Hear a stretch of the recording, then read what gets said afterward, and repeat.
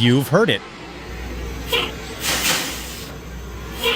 That sharp hiss of air from a massive truck slowing down. Just background noise, right? Not quite. That sound isn't just noise, it's a safety mechanism. But why don't cars make it? And what happens when it fails? The answer might change how you see every truck on the road. Let's start with your car. It uses hydraulic brakes. Quiet, efficient, and perfect for a 3,000-pound vehicle. You press the pedal.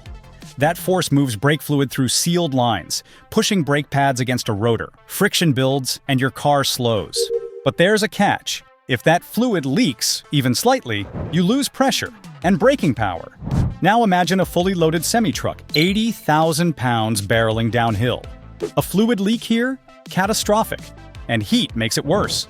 On long descents, hydraulic fluid can overheat, creating vapor bubbles, causing brake fade. The pedal softens, the brakes stop responding, and the truck keeps rolling. For cars in traffic, this risk is low. For trucks in the mountains, it's a nightmare. So if hydraulic brakes aren't enough, what's the alternative? Air brakes completely flip the logic of how braking systems usually work. In a truck, the brakes aren't off by default, they're on. Powerful springs keep them clamped shut, and only when compressed air builds up are those springs pushed back, allowing the wheels to turn. That means if the air system fails, the brakes don't stop working.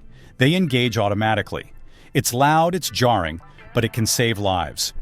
So how does this all work in practice? While the engine is running, it powers a compressor that fills massive air tanks. When the driver presses the brake pedal, air is sent rushing through a network of hoses and valves into the brake chambers. Inside each chamber, that pressurized air pushes against a diaphragm, which turns a mechanical arm called the S-cam.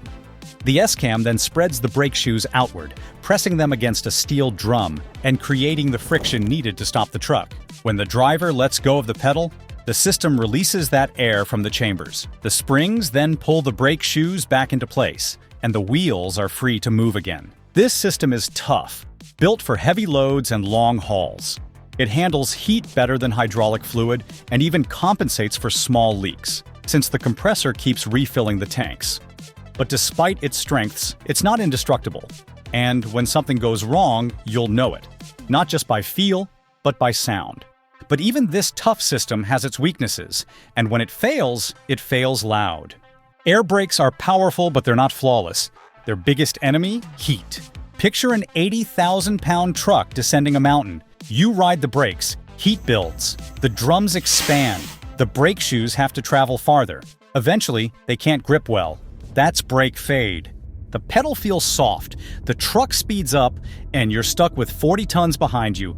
That's why mountain roads have runaway ramps. Lifesavers for out-of-control rigs. Another issue, lag. Air systems take fractions of a second longer than hydraulic ones to respond. At highway speed, that tiny delay equals extra stopping distance. Then there's complexity. Compressors, tanks, valves, chambers. If one part fails, it can affect the whole system. That's why truckers inspect their air brakes daily, checking for leaks, draining moisture, and testing pressure. But even with perfect maintenance, brakes alone aren't enough on steep grades. That's where engine braking comes in. The Jake brake is a trucker's best friend on steep descents. Here's how it works.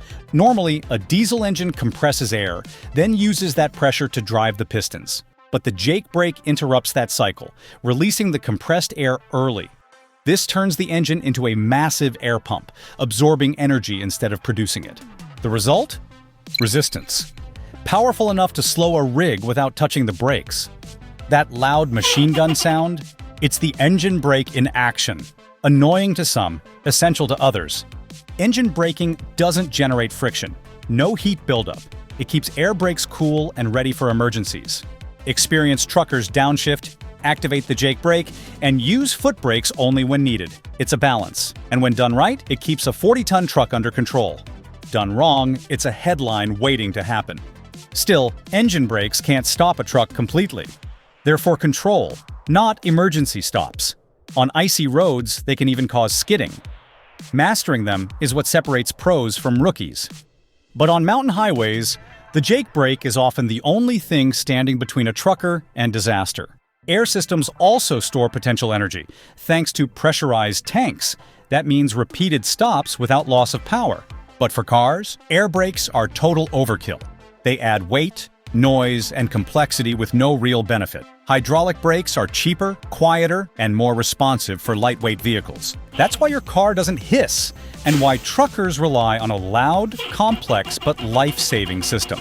So next time you hear a semi-hiss, growl, or rumble beside you, no, it's not just noise. It's a safety system, a signal that everything's working as it should. Because for trucks, stopping isn't just about pushing a pedal, it's about mastering gravity, heat, and momentum with a combination of brute force and precision. And as trucks go electric, these systems might evolve, but the principles will remain. Control, redundancy, safety. Because when 40 tons are rolling downhill, every sound matters.